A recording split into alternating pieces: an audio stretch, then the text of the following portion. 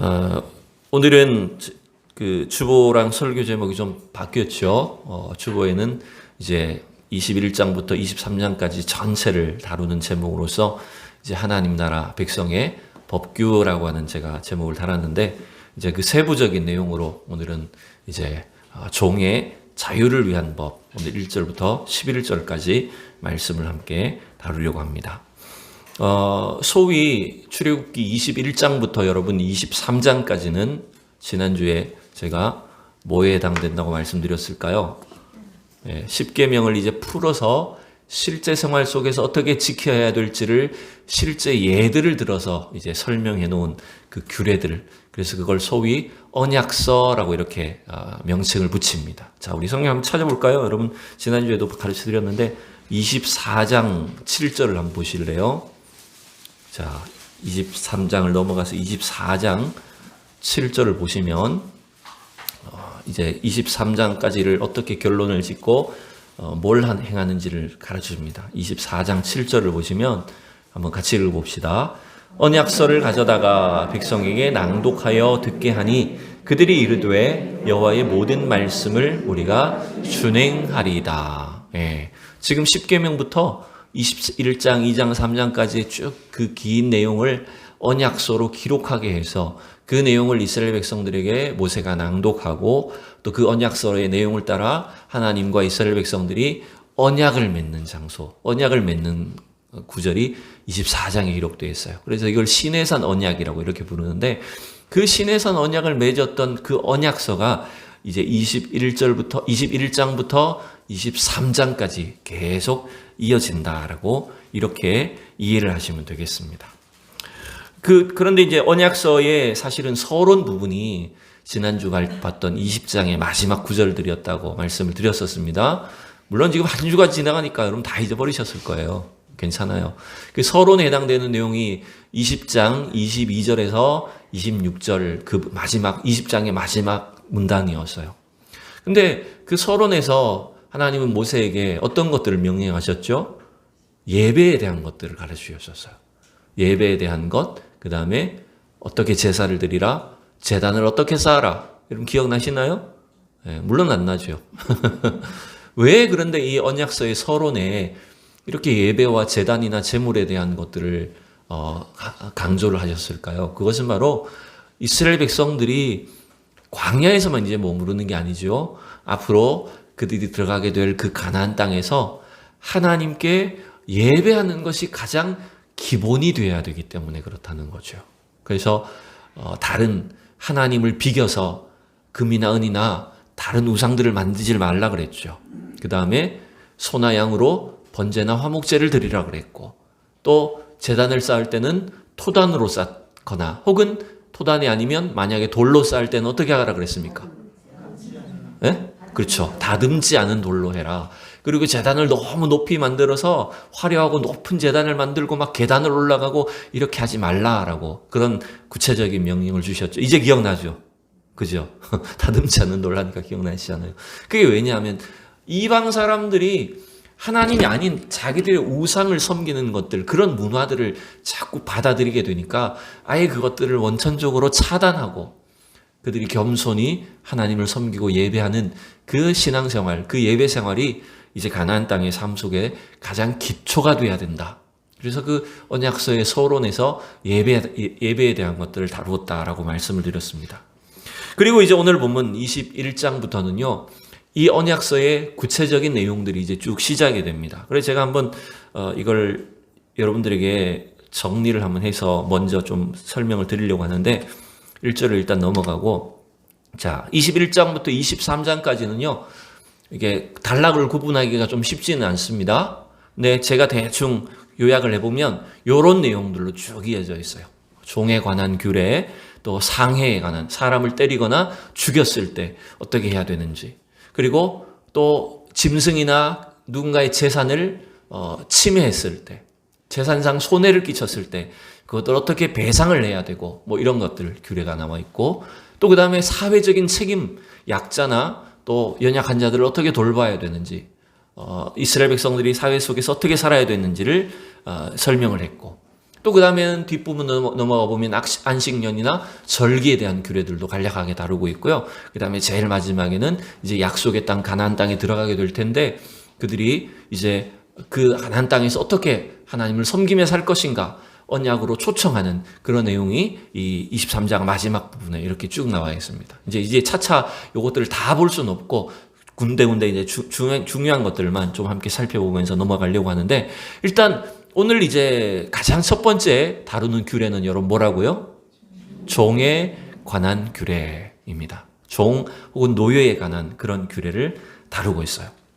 자, 그래서 이제 이 첫 번째 주제가 종에 관한 규례인데 이 말씀을 읽으면서 여러분 사실 편하게 이 말씀을 읽으실 분이 별로 없으실 거예요. 종에 대한 말씀이 갑자기 등장하기 때문에 왜 이 말씀이 나오지? 이게 이제 의문점이 드는 거예요. 제가 그래서 크게 두 가지 의문점을 가질 수 있습니다. 질문을 가질 수 있어요.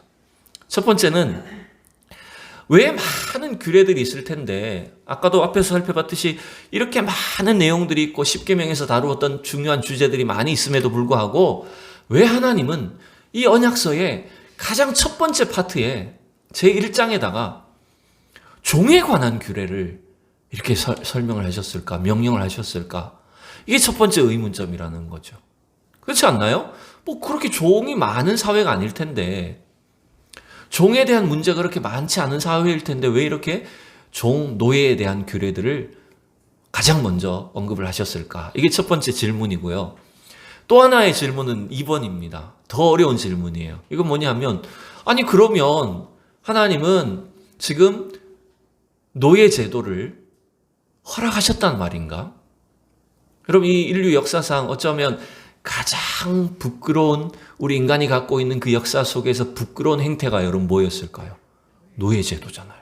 이건 수천 년 동안 이어져 왔지만 이거를 여러분 인류가 끊어내지 못했던 겨우 19세기, 20세기 넘어오면서 온갖 어려움 속에서 겨우 해결한 문제 중에 하나가 노예 제도였어요. 근데도 지금도 여전히 어떻습니까? 그 노예 제도의 잔재가 남아있어가지고 우리 의식 속에 남아있잖아요. 그래서 흑인들을 볼 때, 특히 백인들이 흑인을 볼 때 어떤 마음을 가집니까? 뭔가 어떤 노예 출신이라고 하는 그런 인종차별적인 그런 의식들을 갖게 하는 배경이 되는 거잖아요. 근데 성경에 하나님이 종에 대한 규례를 언급을 하시면서 종은 이렇게 해라, 종은 뭐 이렇게 자유를 줄 수 있고 줄 수 없고 이런 명령들을 쭉 다루신 걸 보면 아니 하나님은 이 노예 제도를 인정하시는 건가? 허락하신 건가?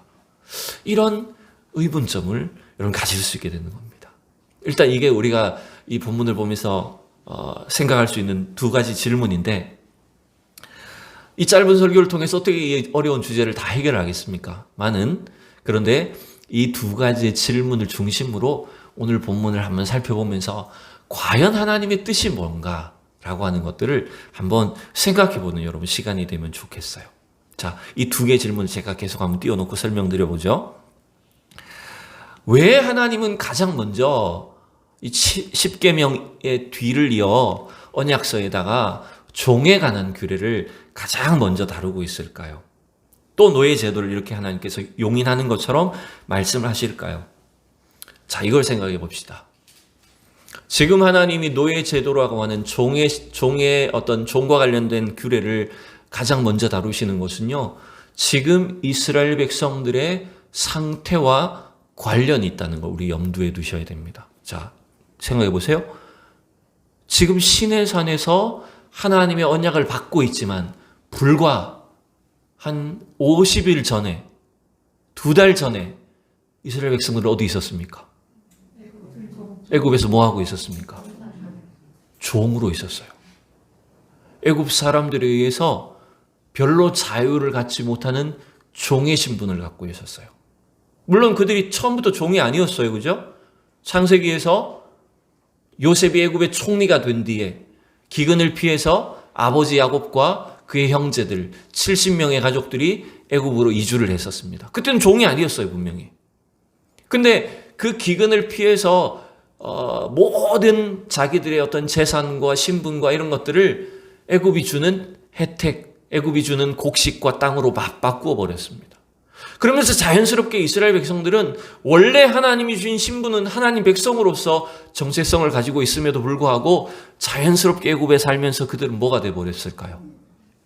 이 애굽 왕 바로의 종처럼 살게 된 겁니다. 근데 이게 어느 순간 이스라엘 백성들이 점점점 숫자가 불어났죠. 기하급수적으로 70명이었던 가족이 200만 명이 넘는 한 민족으로 자라나게 되니까 애굽 사람들 입장에서 이게 위협이 된 겁니다. 야, 저놈들 가만 안 두면 안 되겠는데? 자꾸 애굽 사람들의 영토와 애굽 사람들이 차지해야 될 그 모든 권리들을 이스라엘들이 가지게 되는 것처럼 보이니까 이제 그걸 빼앗기 시작하는 거죠. 학대하고 혹은 압제를 행함으로 인해서 이게 어느 순간 이스라엘 백성들은 자연스럽게 애굽의 노예처럼 바뀌게 된 겁니다. 강제 노역에 투입이 되죠. 그들에게는 일정한 자유도 없이 자유를 뺏어버리고 아마 거주 이전의 자유라든지 뭐 이런 모든 혜택들, 애굽의 시민들이 가질 수 있는 그런 모든 혜택과 자유들을 박탈당해서 이제 어느 순간 나중에 보니까 400년 동안 애굽에서 종살이를 하고 있었던 거예요. 그래 여러분, 하나님이 지금 이 출애굽이라고 하는 엄청난 사건을 이루셔서 이스라엘 백성들을 약속의 땅, 하나님이 주신 땅으로, 가나안 땅으로 이주시키시는 것은 여러분 뭘 말할까요? 그것은 여러분 어떻게 보면 그냥 이사하는 게 아니에요.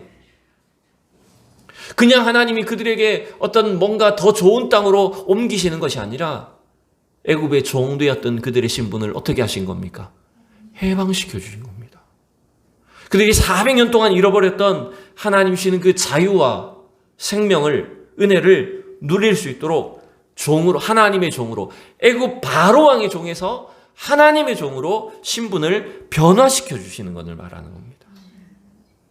근데 여러분, 만약에 이스라엘 백성들이 자기들의 신분이 이렇게 변화되는 것을 기억하지 못하고 여전히 자신들을 뭔가 애굽의 종이라고 생각하고 산다거나, 또 하나 자기들 그렇게 종살이 했음에도 불구하고 이제는 자유한 땅에 들어가서 누군가를, 형제를, 동포를 종 삼아서 살고 있다면 여러분, 그건 어떤 일일까요? 자기들에게 주신 하나님의 자유를, 그 죄의 종에서, 바로 왕의 종에서 자유를 얻게 하신 하나님의 은혜를 저버리는 아주 악한 일이 될 수 있다고 하는 것입니다. 그래서 하나님은 그 사실을 먼저 가르쳐 주시기 위해서 이스라엘 백성들에게 오늘 이 종에 관한 규례를 가장 먼저 언급하고 계시다는 거예요. 여러분, 신명기 16장에 보면 이런 구절이 나옵니다. 같이 한번 읽어봅시다. 시작. 너는 애굽에서 종되었던 것을 기억하고 이 규례를 지켜 행할지니라. 여러분, 신명기는요, 이 출애굽기와 유사한 그 규례들을 다시 언급하는, 정리해서 설교한 내용이 신명기라고 볼 수 있어요. 그래서 신명기에 정확하게 이렇게 말하고 있습니다. 너희는 그 400년 동안 애굽에 종되었던 걸 어떻게 하라고요? 기억하라고요. 지금 자기들이 종의 신분에서 하나님께서 주신 자유로 해방을 얻었음에도 불구하고 뭔가 그 여전히 종의 의식을 가지고 산다든지, 또한 누군가 자기 형제를 종살이하는, 그걸 당연하게 여긴다면 여러분, 그건 대단히 큰 착각이 될 수 있다라고 말하는 것입니다. 그래서 여러분, 이 오늘 출애굽기 21장의 이 첫 번째 단락인 종에 관한 규례를 가만히 읽어보시면 하나님은 이 종이라고 하는 제도, 노예 제도를 허용하신 게 아니에요. 하나님의 의도는 뭐냐면 오히려 우리가 누군가의 종이 되려고 하고 혹은 누군가를 종으로 삼아서 속박하고 군림하려고 하는 그런 것들을 없애려고 하는 거예요. 종의 신분에서 자유를 허락해 주시고자 하는 그런 명령이 바로 오늘 이 종에 관한 규례다라고 하는 걸 여러분 알 수가 있습니다. 자, 그럼 우리가 다시 이 본문을 통해서 과연 그러한지 다시 함께 잠시 살펴보도록 하죠. 자, 우리 2절을 먼저 읽어봅시다. 2절, 21장 2절 시작. 내가 히브리 종을 사면 그는 6해 동안 섬길 것이요 7째 해에는 몸값을 물지 않고 나가 자유인이 될 것이며. 아멘. 자, 이 구절만 우리가 표면적으로만 놓고 보면 오해하기가 쉽습니다. 사람을, 같은 형제잖아요. 히브리 종이니까 같은 민족인데 자기 동족을 종으로 사고 판다는 말이 되잖아요. 이 구절만 딱 놓고 보면 야, 이게 하나님 노예 제도를 인정하신 것처럼 보인다는 거죠. 자칫하면. 그런데 여러분 여기서 우리가 잘 이해를 해야 될 것이 지금 히브리 종을 샀다라고 하는 개념은 단순히 태어날 때부터 노예인 사람을 그냥 물건처럼 샀다는 개념이 아니에요. 우리가 생각하는 노예 제도는 그거잖아요. 원래 고대 근동과 그 다음에 오랜 시간 인류 역사 속에서 사람들이 갖고 있는 노예 제도의 의식은 그거예요. 사람을 그냥 하나의 인간으로 보지 않고 물건으로, 재산으로 사고 파는 개념이에요. 근데 여기서 성경이 말하는 히브리 종을 샀다라고 말하는 것은 이거는 그런 물건을 사고 파는 개념이 아니고 이것은 빚과 관련 있는 설명이에요. 왜 사람이 종살이를 하게 됐을까요? 왜 누군가에게 지금 종으로 살까요? 내가 뭘 갖고 있어서? 빚을 지고 있기 때문이에요. 빚을 갚지 못하는 사람은 어떻게 빚을 갚는 걸까요?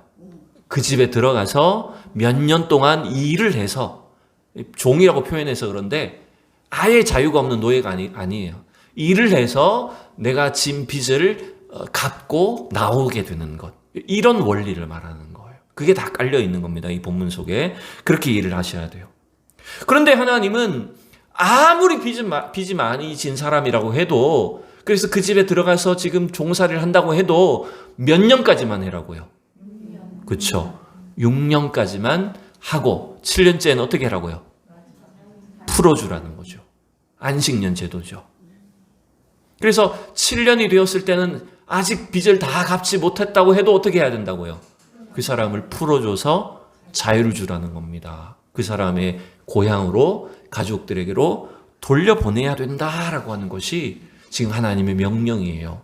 그러니 여러분 이 종에 관한 규례는 종을 풀어주는 규례입니까? 아니면 하나님이 이 노예 제도를 계속해도 된다는 말입니까? 종을 풀어주라는 계명이에요. 여러분 이걸 잘 이해를 하셔야 돼요. 그러니까 절대로 이런 구절만 놓고 봐서 하나님이 그냥 이 노예 제도를 허락하신 거네 이렇게 생각하시면 안 돼요. 그게 아니라 종에게 자유를 주도록 하는 목적을 구체적인 어떤 이 사례를 들어서 말씀하고 있다라고 하는 걸 알 수 있습니다. 자, 그 다음에 이제 3절 이하는 이걸 이제 세부 규정이에요. 지금 2절부터 6절까지는요, 남종에 관한 규례입니다. 남종에 관한 규례. 7절부터 11절이 이제 여종에 관한 규례인데, 이제 남종에 관한 규례 이제 세부 이제 구체적인 예를 들어 이제 언급을 하는 겁니다. 자, 보시면 하나하나 좀 살펴볼게요, 빨리빨리. 근데 만일 그 사람이 단신으로 들어왔다. 이건 단신은 키가 작은 걸 말하는 게 아니고 솔로를 말하는 거죠. 그렇죠? 결혼하지 않고 종으로 들어왔다면 나갈 때 어떻게 하라고요? 그냥 풀어주면 된다는 거죠. 근데 그 사람이 결혼한 상태로 들어왔다면 그 가족들이 다 들어온 거예요, 지금. 그럼 풀어줄 때도 어떻게 하라고요? 그렇죠? 아내와 함께 다 자유를 줘야 된다는 거죠. 근데 이제 4절이 이제 어렵습니다. 4절을 보십시오. 만일 상전이 그에게 아내를 주어 그의 아내가 아들이나 딸을 낳았으면 그의 아내와 그의 자식들은 상전에게 속할 것이요 그는 단신으로 나갈 것이로되. 이 3절까지는 좀 쉬웠어요. 그죠?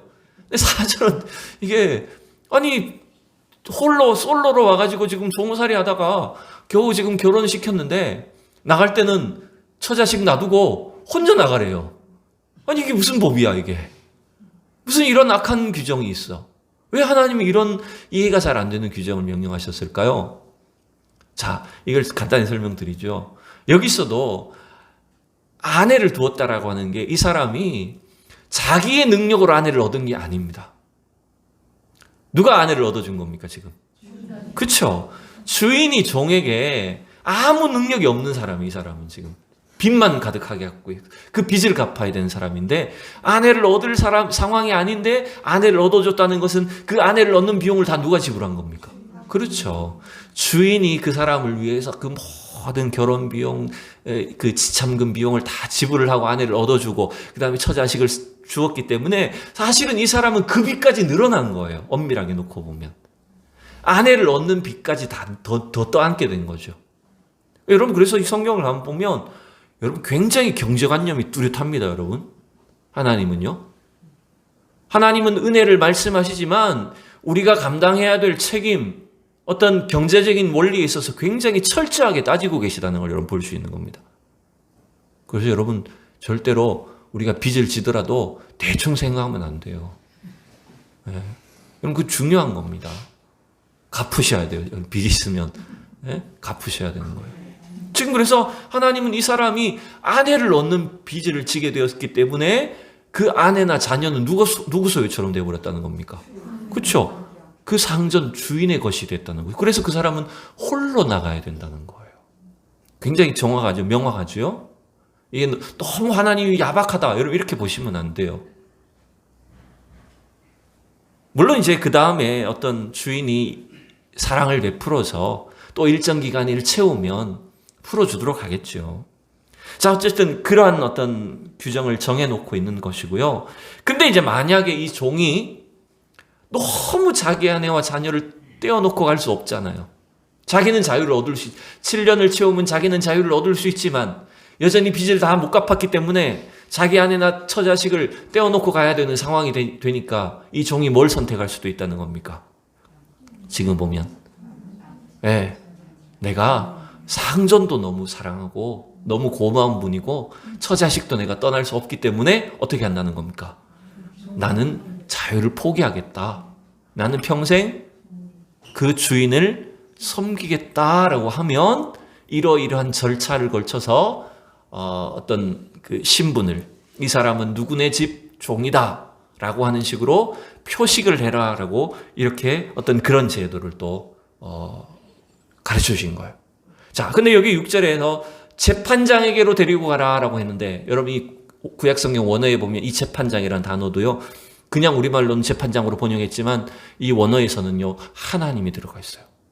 하나님 앞에 가라고 이렇게 되어 있어요. 그만큼 이러한 일 절차 의식들이 아주 하나님 앞에 엄숙하게 행해져야 될 일들이다라고 하는 것들을 여러분 가르쳐주고 있습니다.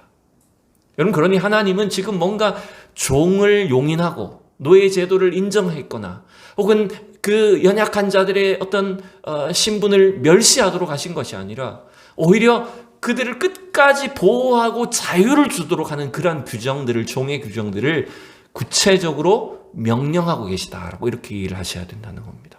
자, 이제 넘어갑니다. 이제 두 번째, 여종에 대한 규정들이 나옵니다. 이거 빨리빨리 봐야 돼요. 자, 7절부터 11절은 이제 여종에 대한 규례입니다. 자, 7절을 읽어봅시다. 시작. 사람이 자기의 딸을 여종으로 팔았으면 그는 남종같이 나오지 못할지며. 자, 이제 여성들 여기서 좀 분개하셔야죠. 아니, 남자는 7년 뒤에 채우면 자유를 얻을 수 있다 그래 놓고 여종은 어떻다는 거예요?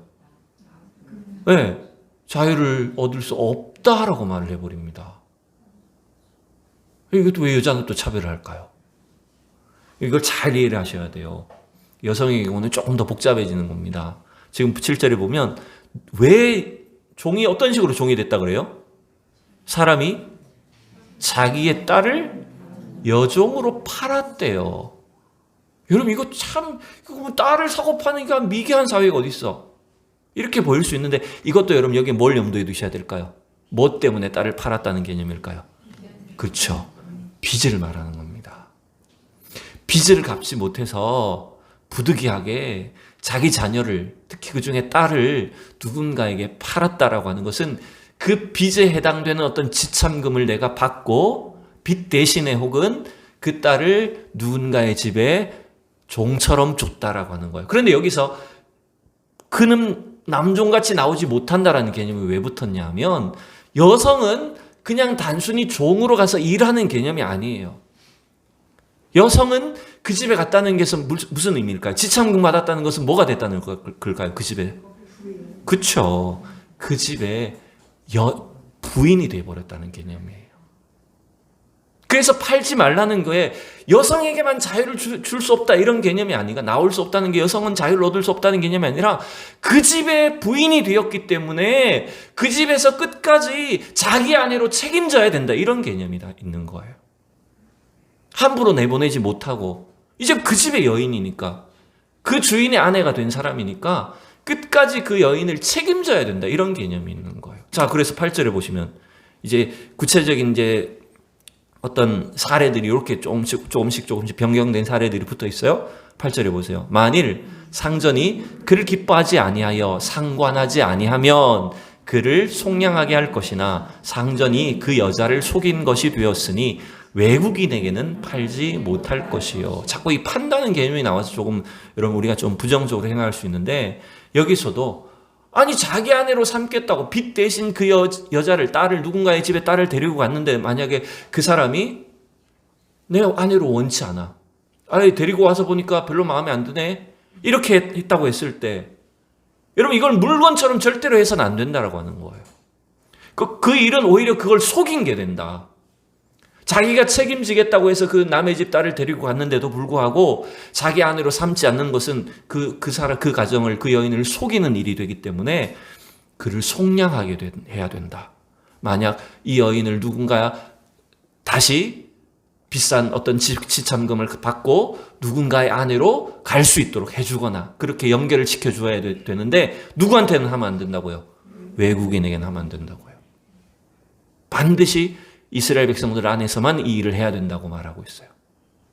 9절 보세요. 그 다음에 만일 이 주인이 남의 집 딸을 데리고 와서 이제 누구한테 주려고 한다는 거예요? 자기 아들에게 주기로 했다. 여러분 이거 며느리 삼겠다는 거예요. 그러면 어떻게 여겨야 된다고요? 그를 딸같이 대해야 된다고요. 여러분 성경을 보면 이게 자꾸 종이라는 표현이 나오고 판다는 말들이 나와서 그런데 이게 여러분 노예살이를 시킨다는 개념이 아니에요.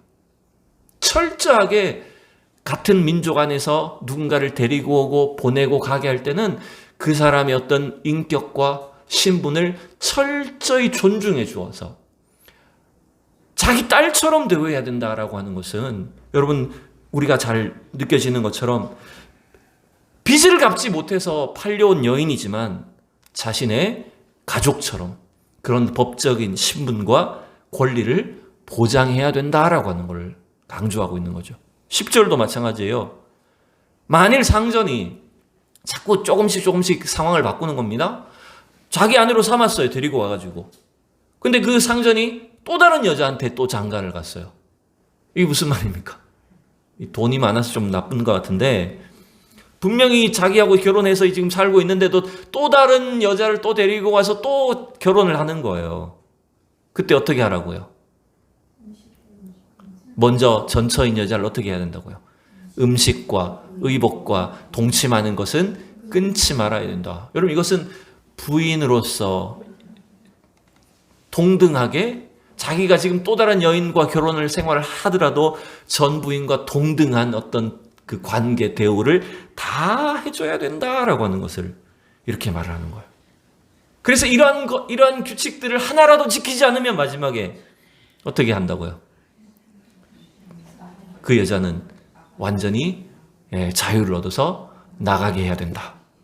여러분 이 성경을 우리가 조금 자세히 배경을 생각하고 보니까 여러분 하나님이 노예 제도를 용인하신 걸까요? 아니면 종에게 자유를 주시는 법일까요? 그렇죠. 종에게 최대한 그들의 신분과 권한과 자유를 주시고자 하는 법이라는 걸 여러분 이해를 하셔야 된다는 거죠. 자, 근데 여러분처럼 오늘 여기 설교를 여기서 끝을 내는 것이 아니라 우리가 좀 더 생각해 봅시다.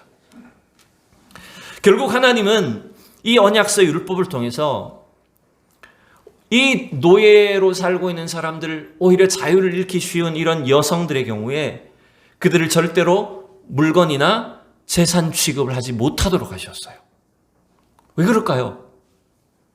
세상 자체가 그런 환경이니까. 그죠? 아마 이때부터 다른 나라들은, 다른 민족의 문화에서는 철저하게 노예를 재산으로, 물건으로 취급하는 사회에 살고 있었을 거라는 거죠. 그래서 하나님은 이스라엘 백성들의 신앙생활 안에서 그들의 사회 속에서는 절대로 누군가의 종이 되었다고 해서도 그들의 자유와 생명을 끝까지 지키고 보호하시기를 원하셨던 거예요. 여러분 그래서 하나님의 관심은요, 노예가 되어 있는, 종으로 살고 있는 인간들에게 참된 자유를 주시고 우리를 해방시켜 주시는 것이 하나님의 관심사라고 하는 것입니다. 자, 그럼 우리는 어떨까요? 여러분, 지금 이스라엘 백성들의 문제만이 아니에요. 어쩌면 이스라엘이 애굽에 400년 넘게 종살이하던 자들 가운데서 하나님의 구원의 은혜를 입어서 이 자유한 백성이 되었다는 것은 결국 우리의 신분이 예수 그리스도를 통해서 우리가 어떻게 바뀌었다는 겁니까? 우리가 예수를 알기 전에, 하나님을 믿기 전에는 우리가 바로 세상의 종이라는 거예요. 우리가 이 세상을 지배하고 있는 이 세상 권력과 사탄 마귀의 죄에 종살이하고 있던 신분이라는 겁니다. 그런 종들에게서 하나님은 우리에게 자유를 주시고자 예수 그리스도를 허락해 주셨고 우리에게 놀라운 은혜를 베풀어 주셨어요. 여러분 믿습니까? 그러니 여러분, 우리는 구원받은 자로서, 자유를 얻은 백성으로서 우리가 얻은 신분이 무엇인가를 명확하게 기억하고 살아야 됩니다. 근데 여러분, 이게 종의 개념을 잘 생각해 보셔야 돼요. 옛날 바로왕의 종에서 이제는 자유를 얻었다고 해서 그러면 나는 마음대로 아무것이나 해도 될 수 있는 그런 자유를 얻었다는 말일까요? 아니에요. 이스라엘 백성들은 애굽의 종에서 이제는 누구의 종이 된 걸까요? 하나님의 종이 된 겁니다. 저 북한에 있던 사람들이 그 북한에서 자유를 아무것도 갖지 못하고 심지어는 자기가 인간으로서 가질 수 있는, 누려야 되는 모든 권리와 자유를 다 탄압당하다가 탈북을 했잖아요. 그 탈북에서 보면 세상이 어떨까요? 와, 이런 자유가 어디 있어? 이렇게 생각돼요. 근데 여러분, 그 사람들이 자유한 나라에 왔다고 해서, 대한민국으로 왔다고 해서 탈북자들이 그러면 아무거나 해도 되는 자유일까요? 어떤 자유입니까? 자유는 자유인데 뭡니까? 대한민국의 법들을, 율법들을 그죠? 순종해야 될, 지키고 따라가야 될 그런 자유를 얻은 거죠. 마치 우리가 그런 겁니다. 우리가 하나님 이 죄의 종에서, 사탄의 종에서 하나님의 종이 되는 그런 자유를 얻었다라고 하는 것은 뭐냐면 아무거나 하고 살아도 된다라는 개념이 아니죠.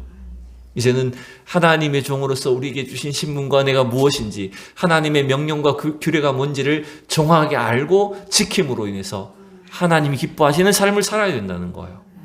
자, 그래서 바울은 이제 로마서에서 5장, 6장, 7장에 걸쳐서 이러한 주제들을 아주 심도 있게 다루었습니다. 여러분, 나중에 이 로마서를 찬찬히 또 한번 보셔요. 자, 오늘 6장에 나오는 부분을 좀 몇 군데만 살펴볼게요. 제가 16절 읽어드리겠습니다. 너희 자신을 종으로 내주어 누구에게 순종하든지 그 순종함을 받는 자의 종이 되는 줄을 너희가 알지 못하느냐. 혹은 죄의 종으로 사망에 이르고 혹은 순종의 종으로 의에 이르느니라. 여러분, 이 바울이 설명하는 게 그겁니다. 우리 인간은 결국 다 누군가의 종으로 산다는 거예요. 근데 둘 중에 하나라는 거죠. 옛날엔 누구의 종입니까? 죄의 종으로 사는 거죠. 근데 이제는 누구의 종? 네, 하나님의 종, 의의 종, 순종의 종으로 살게 된다는 거예요. 자, 여러분 17절, 18절 두 구절 읽으세요. 시작. 하나님께 감사하리로다. 너희가 본래 죄의 종이더니 너희에게 전하여 준 바 교훈의 본을 마음으로 순종하여 죄로부터 해방되어 의에게 종이 되었느니라. 아멘. 여러분, 우리는 이 옛날 죄의 종에서 이제 의의 종으로 신분이 바뀐 사람들이야, 여러분. 믿습니까? 근데 여러분, 문제가 뭔지 압니까? 이스라엘 백성들이 출애굽했지만 자꾸 어려운 일이 생길 때마다 뭘 자꾸 떠올렸을까요? 마음이 어디로 자꾸 향했었습니까? 그쵸? 애굽에서 이렇게 했었는데, 애굽에서는 그래도 배는 안 골았는데, 자유는 없었지만 이렇게 살았는데, 자꾸 죄의 종되었던 상태로 자꾸 돌아가려고 하는 경향성들이 자꾸 떠오르는 겁니다. 우리도 그럴까요? 안 그럴까요? 미안하지만 안 그래요. 네, 안 그래야 되는데 죄송하지만 우리도 그럴 때가 자꾸 있는 거예요. 하나님 분명히 우리를 의의 종으로 불러주셨는데 불구하고 자꾸만 죄의 종되었던 그 시절을 자꾸 생각하고 그걸 자꾸 돌아가려고 하는 경향성들이 남아있다는 거예요. 그래서 바울은 뭐라고 명령했을까요? 자, 19절 같이 읽읍시다. 시작. 너희 육신이 연약함으로 내가 사람의 예대로 말하노니 전에 너희가 너희 지체를 부정과 불법에 내주어 불법에 이른 것 같이 이제는 너희 지체를 의에게 종으로 내주어 거룩함에 이르라. 네. 우리가 죄의 종이 되어가지고 어쩔 수 없이 혹은 아예 그 죄의 종으로 우리의 모든 것들이 쇠뇌되어서 당연하게 죄를 짓고 죄의 종로로 타던 것처럼 이제는 우리가 어떻게 해야 된다고요? 적극적으로. 그렇죠? 우리의 지체를, 우리의 삶을, 우리 자신의 몸을 이제는 적극적으로 의에게 종으로 내주어야 된다. 하나님 앞에 자꾸 자신을 쳐서 어떻게 해야 된다고요? 복종시켜야 된다고요. 그래서 우리를 이 하나님께서 기뻐하시는 거룩함으로, 의로움으로 우리 자신이 나아갈 필요가 있다라고 하는 거예요. 마지막 우리 20절과 22절 두 구절을 봅니다. 너희가 죄의 종이 되었을 때에는 의에 대하여 자유로웠느니라. 여러분 잘 보세요. 20절이 참 절묘하죠. 이게 웃긴 겁니다. 죄의 종이 되어 있을 때는요, 자유의 의에 대해서는 아무 관련이 없었어요. 여러분 그걸 자유했다고 표현을 합니다. 여러분 이게 이상한 겁니다. 내가 죄의 종로를 하고 있는데 그게 마치 그 안에서는 모든 걸 할 수 있는 것처럼 착각하게 만들어버리는 거예요.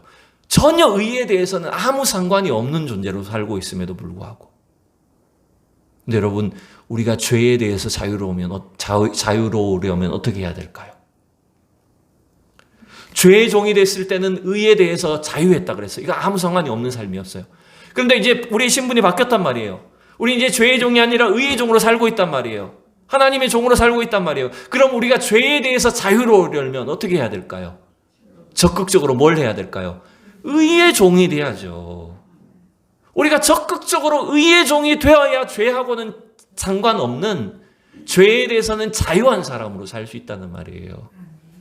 지금 출애굽기에서 21장에서 하나님이 종에게 자유를 주는 이러한 규정들을 말씀하신 것은 단순히 그 고대 시대의 사회만을 위한 게 아니에요.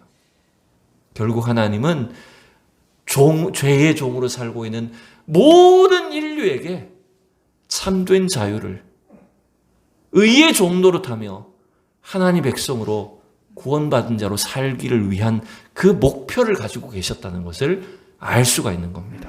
마지막 22절 읽어봅니다. 시작. 그러나 이제는 너희가 죄로부터 해방되고 하나님께 종이 되어 거룩함에 이르는 열매를 맺었으니 그 마지막은 영생이라. 아멘. 여러분, 저와 여러분을 하나님께서 자유케 하신 줄로 믿습니다.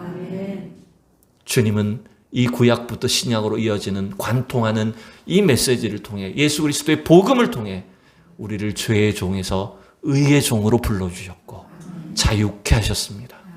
여러분, 그러니 이제는 우리가 더 이상 죄의 종으로 살아서는 안 되는 줄로 믿습니다. 우리는 더 적극적으로 의의 종으로 여러분 살아야 됩니다. 주님 앞에 자꾸 우리 자신들을 낮추어 복종시켜야 됩니다. 그리고 여러분, 우리가 이 세상을 볼 때 지금 하나님을 알지 못한 사람들은 지금 뭘로 살고 있는 걸까요? 그렇죠. 죄의 종으로 살고 있는 겁니다. 그런데 주님은 그들을 어떻게 보고 계실까요? 오늘 이 출애굽기 말씀처럼 주님은 그들이 지금 죄의 종으로 있지만 그 죄의 종된 사람들을 뭐 하길 원하실까요? 자유케 하시기를 원하세요. 자유케 하시기 위한 복음을 베풀어 주셨어요. 그러니 우리도 이 세상을 향해서, 믿지 않는 사람들 향해서 뭐라고 외쳐야 됩니까? 뭘 외쳐야 됩니까? 자유의 복음을 선포해야 됩니다. 하나님을 당신을 자유케 하십니다. 하나님께서 당신에게 예수 그리스도를 통해 이 놀라운 자유와 생명, 구원을 베풀어 주셨습니다. 여러분, 이걸 선포하셔야 된다는 거예요. 죄의 종들을 자유케 하신 그 주님의 복음으로 여러분 담대한 그 복음의 일꾼으로 살아가는 저와 여러분 되기를 간절히 소망합니다.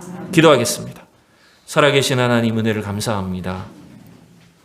오늘 이 출애굽기의 말씀을 통해서 죄의 종된 저희들을 자유케 하시고자 하시는 하나님의 그 놀라운 구원 계획을, 또 그 은혜를 다시 한번 상고하였습니다. 주님, 우리 안에 이루어진 이 놀라운 은혜와 구원을 날마다 확신하게 하여 주시옵시고, 더 이상 우리가 죄에게 종로로 타지 않고 의의 종으로 적극적으로 하나님 앞에 순종하며 하나님의 말씀을 따라가게 하여 주시옵소서. 여전히 하나님을 알지 못하여 어두움 속에 갇혀있는 죄의 종로로 타는 세상을 향하여서 담대하게 자유의 복음을, 구원의 복음을 선포할 수 있는 우리 모두가 되게 하여 주시옵소서. 예수 그리스도의 이름으로 기도하옵나이다. 아멘.